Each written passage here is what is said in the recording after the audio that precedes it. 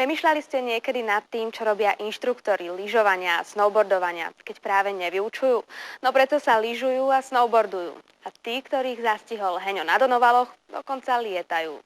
Donovali, kedysi maličká banická osada, dnes raj pre všetkých vyznávačov zimných športov. Nech sa páči.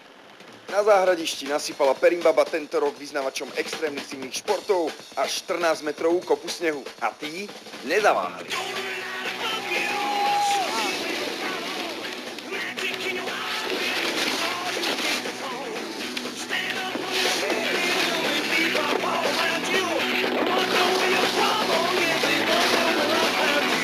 Tento pán učiteľ, on sa volá Kiko, ale on je hrozne taký zábavný a srandovný.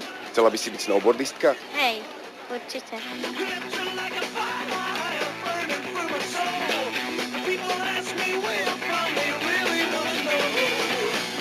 Ako dlho už skáčeš na lyžiach? Dlho, to bude tretí rok sa mi zdá. No, tak ne. Po 3 rokoch aktívneho lyžovania skáčeš salto na lyžiach? No akže lyžujem už dosť dlho, bo ja som lyžoval závodne a teraz vlastne som sa dostal k tomuto a baví ma to viacej ako to lyžovanie. No. Nejaké zranenia si už absolvoval? No, takéto, napríklad. Áno, tak bolo toho viacej, no ale tak to patrí k tomu, no. Bez toho sa to nedá.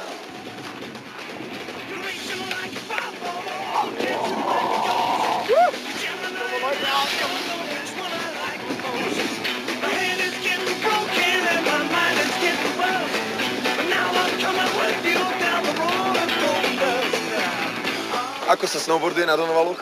Veľmi dobre, ako vždycky, nie? Pozerám, že máš aj nejaký cestný lyžák. Kde sa ti to stalo? Vo Vratnej, na pretekoch, padol som na hlavu. Stáva sa.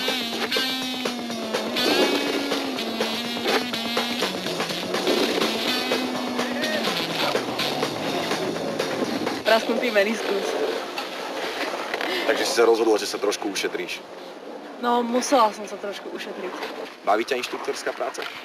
Tak hej, dá sa. Sú za to dobré prachy, nie? Tak to stačí.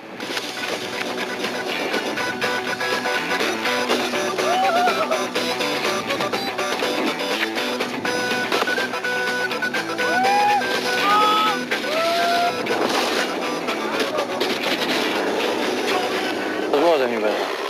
Nie je zlomený? Je to zlomené podľa teba? Podľa mňa asi nie. Len trošku to nejako napuchlo. Som akože inštruktor, hej, a takto, že vo voľných chvíľkach takto sa zabávam so snowboardom. Muselo to takedy prísť, zlomeninka.